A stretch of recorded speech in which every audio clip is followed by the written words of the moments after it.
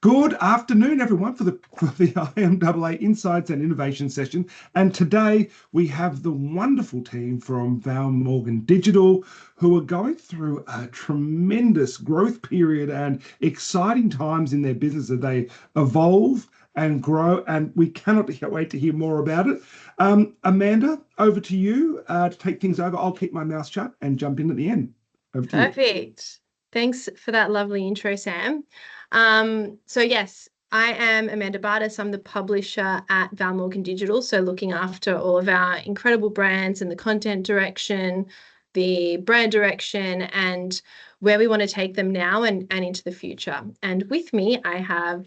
Hello, I'm Jules Willing. So I'm the Growth and Partnerships Director across VMD as well. So I look after our kind of sponsorable opportunities, our research, and really building out those advertiser opportunities across the network. So before we dive in, I thought I would do a really quick overview of the brands that we have within Val Morgan Digital. So we really have had an incredible growth trajectory. If you think 5 years ago, this business didn't exist. And within those 5 short years, we've really expanded our offering and have these incredible household brands all under one roof. So if you don't know any of these brands, and I'm sure that across the people that we have joining us on this call, you follow at least one of them, I'll give you the very quick elevator pitch on what they all are. So GameSpot, look, it's all in the name. It's our gaming platform. So for those hardcore gaming fans who want an update on news, gaming news, gaming hacks, tips, tricks, and to shop the newest releases. Then we've got BuzzFeed, which is the OG internet brand. It really needs no introduction. It reaches 1 in 5 Australians every single month. And then we have Tasty, which is part of the BuzzFeed ecosystem. So this is part of the world's largest food network. And we really pioneered that over-the-hands food content online.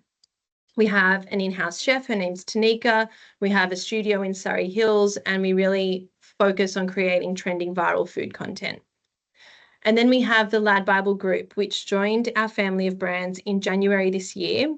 So I read a stat recently that said every week there's 1 in 30, every week 1 in 2 Australians will see a piece of Lad Bible or Sport Bible or content from the Lad Bible Group within their social feeds every single month, which is just huge. So we know that if something is trending, if something is viral, you can find it on Lad Bible, and we know how to create that content at Val Morgan Digital.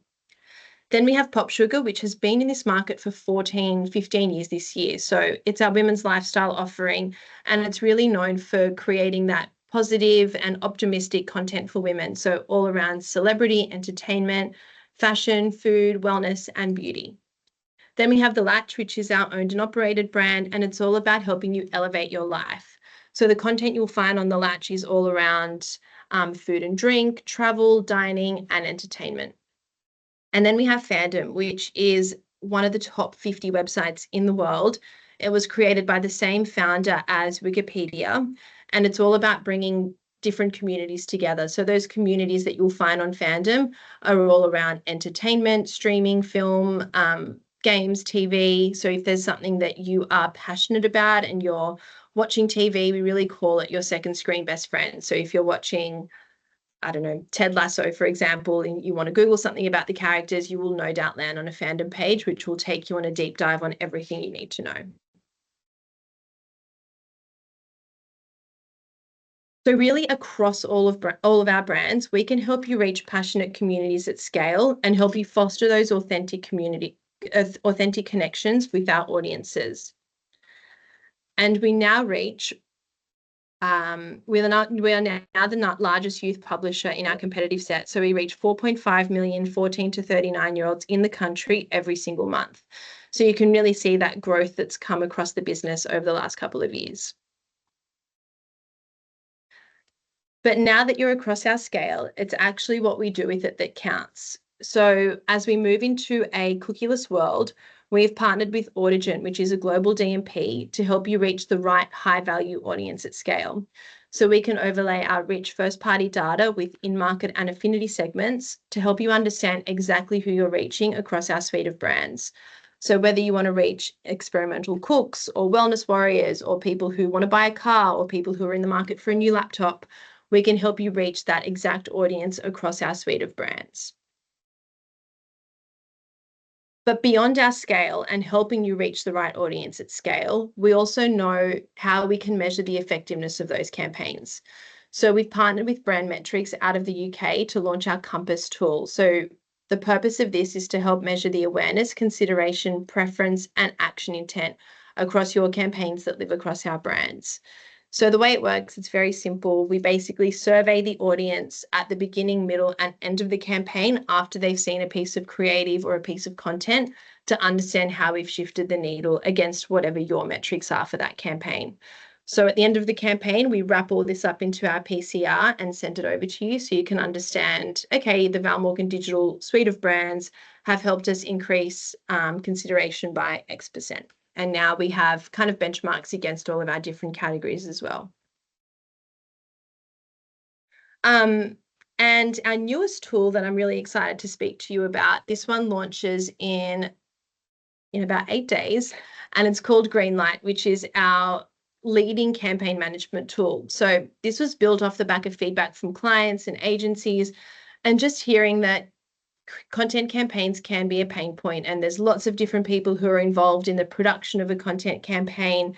And there are different, I guess, challenges with all of the Google Docs, the OneDrives, the Google Sheets, the emails, the texts, the WhatsApps, so many different forms of communication to bring a campaign to life. And what we wanted to do was really centralize the project management aspect of your campaigns to make it even easier to work with us.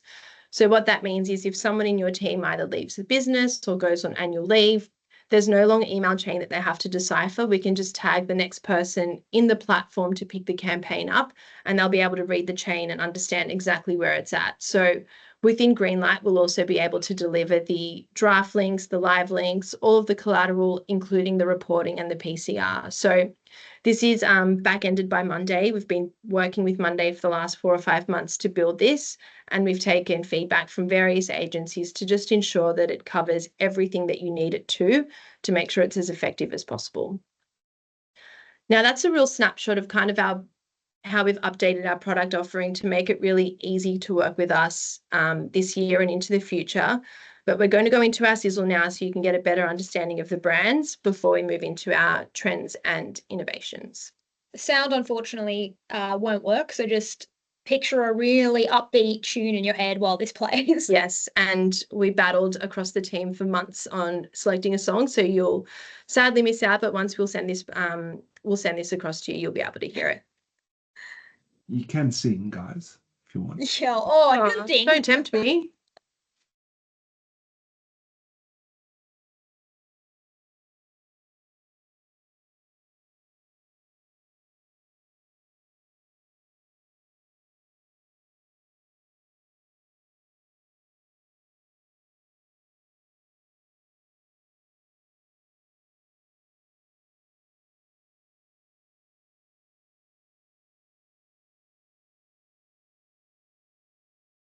Cool. It was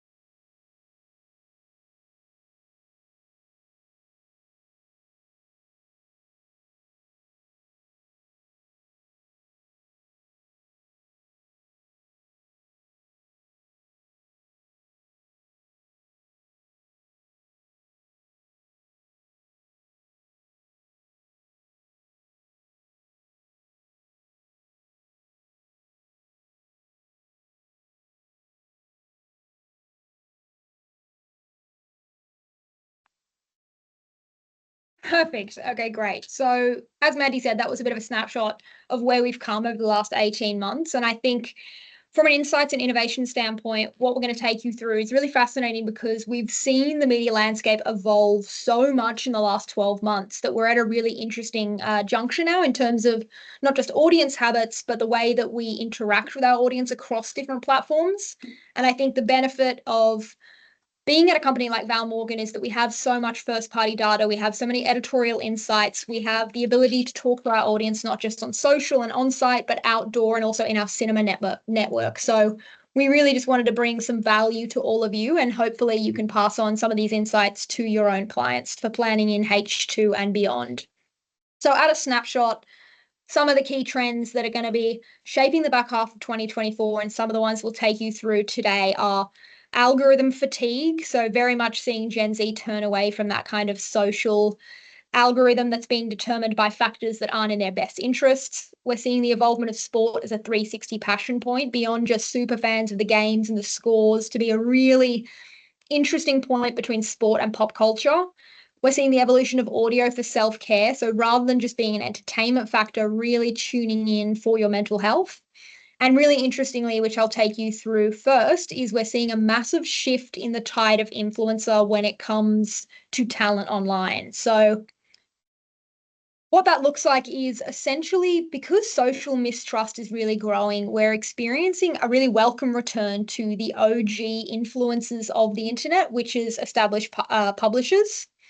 So we're very much seeing that trust in mega influencers starting to wane. I think after a decade of massive growth across Instagram first and then TikTok, people are really now turning away from that kind of fast news that is unchecked, that is just spewing kind of vitriol and unfact-checked information, and turning towards people and publishers that provide that credibility. So publishers who have that commitment to professional journalism, to fact-checking, to in-depth content are really filling this void now. And the curation of our news feeds and those informative articles that we're offering really gives audiences that trusted space to stay informed, to understand complex issues, and really discover something new. And then for the influencers themselves, what's really interesting to see, particularly on our end, we're starting to understand that audience appetites are really moving away from that macro influence. So people online who have over 100,000 followers, 500,000 followers, 1 million followers, they're starting to be seen by the audience as mini celebrities that are more chasing the revenue than they are curating a community. And because of that, we're really seeing a shift towards micro influencers. So that's defined as talent that have under 100,000 followers. And I think this is because they're really seen as more authentic. They're owning a niche or a passion point really well. And what they're doing fantastically is curating that community piece. So they're seen as authentic and engaged. They comment back with their followers. They have a really strong community sense on their pages, which is bringing people back again and again. And we've seen that in the sentiment. So we surveyed our own audience, and kind of 4 of the biggest takeaways were very much that transparency is still king. You know, you can see that people understand that talent have to work with brand deals in the same way that publishers work with brand deals, but being upfront about it and disclosing that is so paramount, because you're still seeing influencers try and hide paid partnership, which is blowing up in their face because they're seen as distrustful. The brands themselves are seen as a little bit shady. So you need to ensure that if you're working with macro or micro influencers, they are very clear at disclosing that brand partnership. The other piece, like I said, is knowing your niche. So we're seeing the reason people are going towards micros is because they've created an absolute passion point around whether it's DIY, whether it's fashion, whether it's beauty, and they're delivering on that every single day. So the content itself isn't being diluted by a beauty deal here and then a finance deal the next day. They're really ensuring they have that community piece all around the passion point that they've grown on. Authenticity is still so paramount, like the kind of transparency piece. Really, what people want to see from influencers is the pros and the cons of a product. I think everybody's a little bit sick and tired of seeing an influencer try on a lip balm and suddenly, oh my God, it's the most incredible thing I've ever tried. You know, it's a little bit over the top, it's overhyped. People are turning away from that. So being authentic about, you know, I love this vacuum cleaner. You know, something I actually kind of struggled with was the charging port takes a little bit to like fit in. You got to really be authentic in terms of the product sell. You can love something without hiding all of its flaws, and that's really what the audience wants to see. And then finally, the community piece, which I've mentioned a few times already, but that kind of the days of influencers being the one-way beacon where they'll answer a Q&A, but it's all about them and they're delivering what they want to their audience. That's kind of done and dusted now. And you're seeing really these kind of, whether they're duos like Chloe and Elodie from Darlie Shine, whether it's the Keep It Cleaner girls, people who can create a community around their audience themselves, where they engage with one another in the comments, where they offer advice, whether it's a Facebook group separately, whether it's a newsletter, they are really reaping the benefits, because it's one thing to be an influencer yourself and be that trusted source, but it's another to have your audience trust each other and really curate that community strongly. So anyone that's working with talent in that space will really see the benefits. And now the next trend we wanted to take you through was, as Jules mentioned earlier, sport as a 360-degree passion point. So it's always been more than a physical competition, but where we're seeing its evolution is into the fabric of culture. So it's really about fostering community and driving trends. The connection for a 360-degree passion point of sport, it's intersecting across fashion, music, wellness, and entertainment. If you were to think about one of the biggest kind of sporting cultural moments of this year, and I'm not sure if everyone on the call will agree with me, depending how many hardcore fans we have on this call, but arguably the biggest sporting cultural moment has been the story of Taylor Swift and Travis Kelce coming together and dating. And it's really kind of taken the world by storm, and it's brought entertainment fans into the sporting sphere, and it's really made it's really kind of exploded that conversation. So what we really are seeing is that Gen Z fans really crave connection, and sport is that invisible string across different passion points and communities. So we know that the engagement around sport is deeper than results and scores. And really what audiences want to understand is, where are my favorite sporting stars eating, and what are they eating, and what are they listening to, and what podcasts are they listening to, and where do they shop, and how can I recreate that outfit, and how can I interact one-on-one with these athletes, as Jules mentioned, in the comments or on their newsletter, and really kind of get around the world of sport versus just being deep inside the numbers and the data around the game.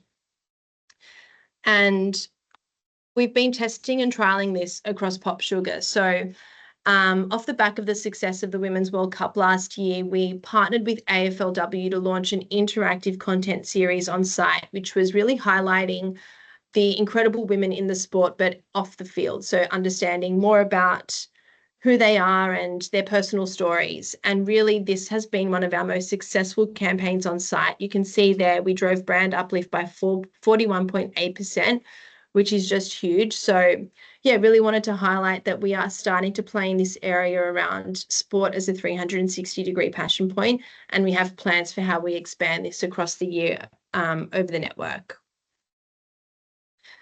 And the next trend that we wanted to take you through is algorithm fatigue, and how newsletters can really form that escape away from the algorithm.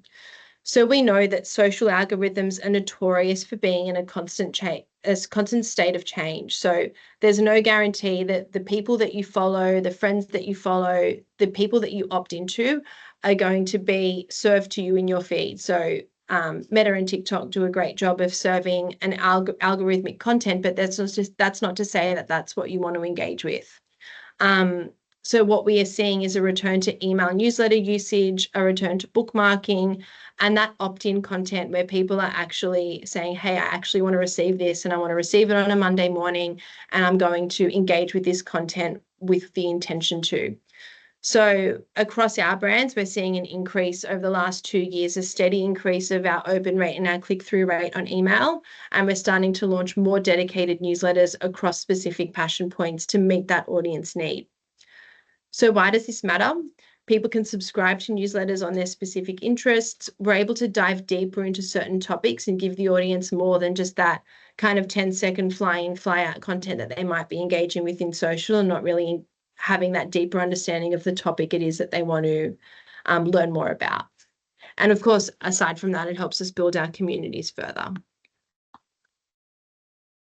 So the next trend we want to look at really is that audio is a form of self-care. Like I mentioned, podcasts very much are booming. You know, I think steadily the growth over the last decade or so has gone year on year. But what we're seeing quite interestingly from an audience standpoint now is that rather than being turned to for purely an entertainment lens, really people are plugging into podcasts for that self-care.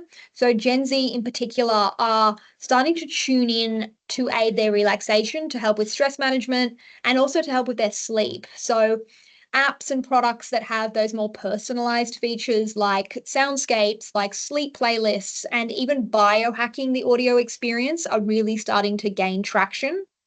And what else we know, and probably everybody in this call that listens to podcasts, is that the audience is very much plugging in while they're multitasking. So young Aussies in particular will listen to a podcast while they're studying, while they're gaming, while they're cleaning. And products that enable that kind of easy switching and layering, for instance, backgrounding, are really crucial towards that marketing and content strategy, because you know that when somebody's tuning in, they're not 100% only in that audio landscape, they will be multitasking. So you really need to curate your content for a multitasking generation. In terms of that self-care piece and a way that VMD has shown up, I'm not sure if you're all aware, but Pop Sugar has a really fantastic audio library. We've got a ton of podcasts, whether they're talent-led, whether they're done with brands, and we've really seen the community return again and again. And one I wanted to briefly highlight was a partnership that we ran with Yuli last year. So this was very much playing in that young female audience. We know that women are trying to prioritize their health more and more. So what we did was partner with Yuli to kind of create this really intimate and audio-led experience that spoke to different young women that were relatable. So we had different guest speakers every single week, sit down with our host and just answer a ton of questions, removing the taboo of talking about your own health, your own mental health, your relationships, your sexual wellness, and really making it an engaging topic where the community could come back again and again and just work on their own health. This was kind of promoted across our entire network, and you can see it in the listens themselves, almost 20,000, which we were so thrilled with for a first-time launch. We supported it with articles on site that had almost 350,000 page views, and we amplified it across our entire VMO network. So a really fantastic response to that cross-platform audio solution.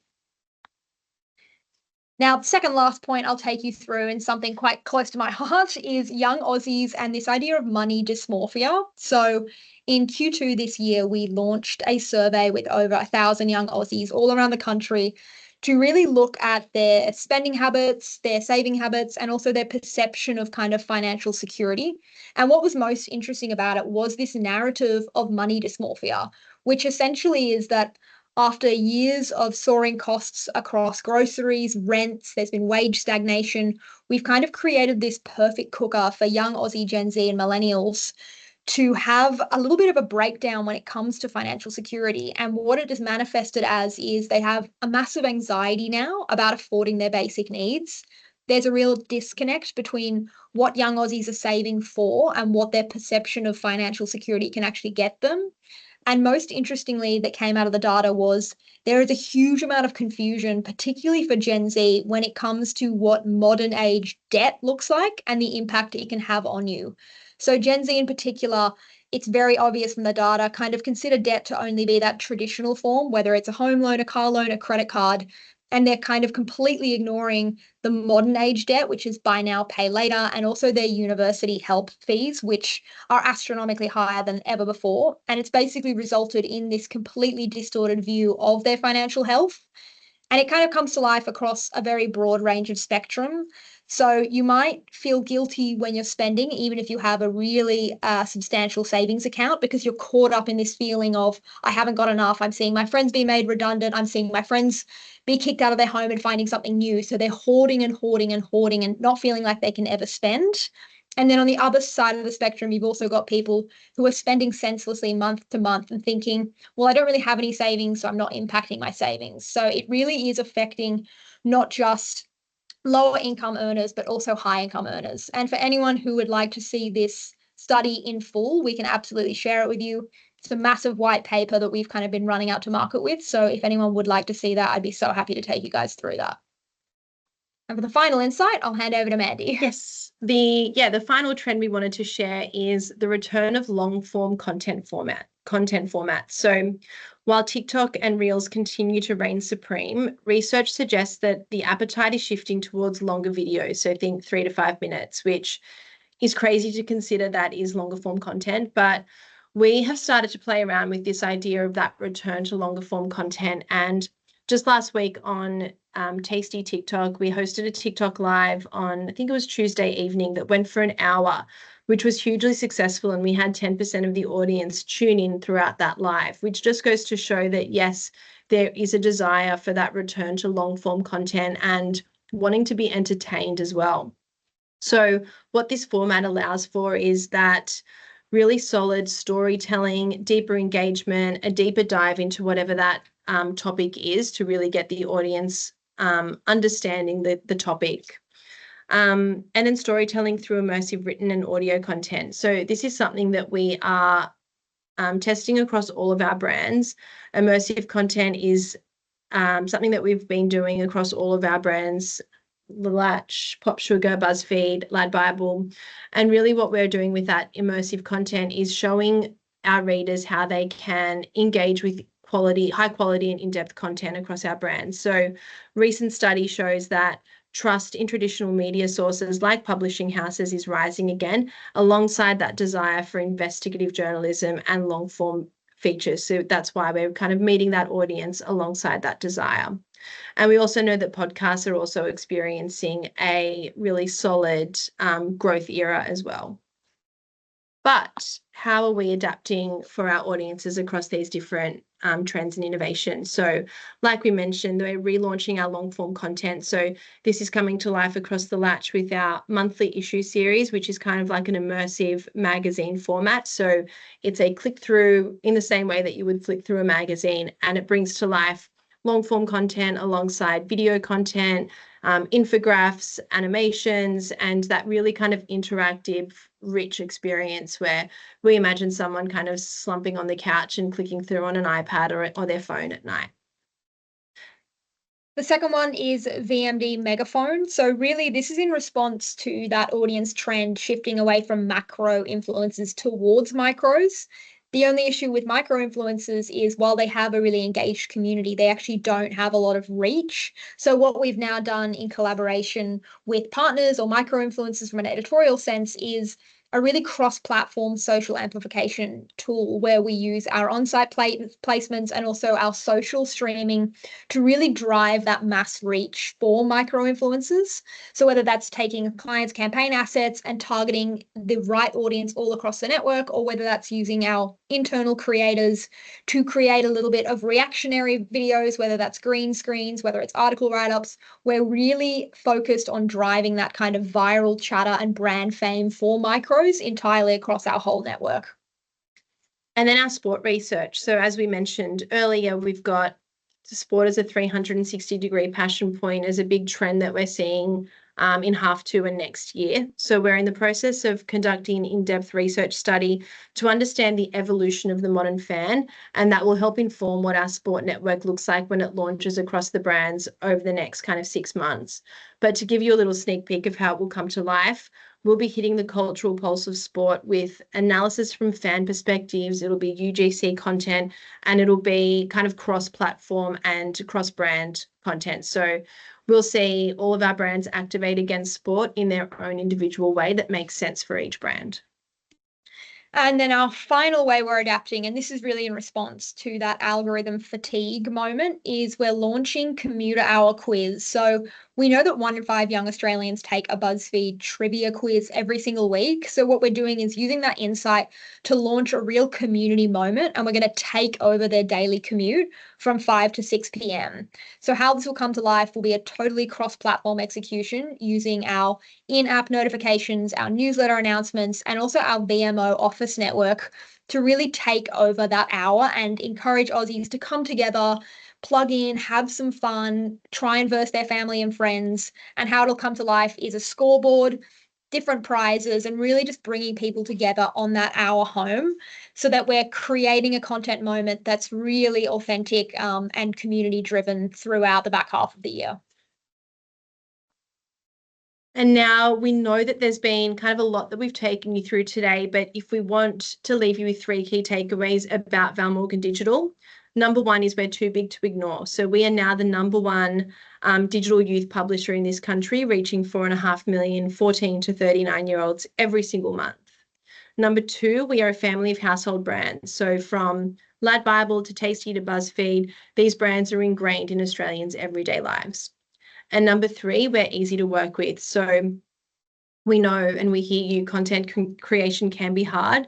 So we've made it easy with the launch of Greenlight. And our tools like Compass and Audigent mean that you can reach the right high value audience at scale and validate the effectiveness of those campaigns across our network as well. So that is us. I'll stop sharing my screen. Yeah, we'll pass that on for everybody to look through, take notes on. If there's anything further you want to see from some of those initiatives that we did take you through, like the finance research, we have more on the influencing the influencer. Please drop Mandy and I an email. We're so happy to share that with you and your teams, but we hope that was helpful as a top line overview. Thank you, guys. And thank you, Val Morgan, for your ongoing support of the Indies as well. Greatly of course. appreciated. Of course. Guys, are there any questions? That was super interesting. Are there any questions? And so often, though, so we can connect anyone after the presentation. I really enjoyed the money dysmorphia. I think I might have suffering that as well with a bunch of other disorders I have. But thank you very much. Congratulations on the scale as well and the growth. Thank you. Super impressive. So thank you again. Thank you, members. Just a Thank you reminder. for having us. Thank you. Pleasure. Members, Wednesday night we're in Brisbane. Pitchcella people will be on in 1 hour, in about half an hour. And then the big final after party will be at the Beresford in Sydney on the 18th of September. And then Melbourne announcement will be made shortly on the Melbourne Principal and Partner night. And then for all the leaders out there, the salary survey will be going out in the next couple of weeks. So just keep your eyes open for that. Thank you, everyone. Thank you, Val Morgan, Amanda and Jules. Thank you so much. It was super interesting. Thanks. See you, members. Talk soon. Thank you, team.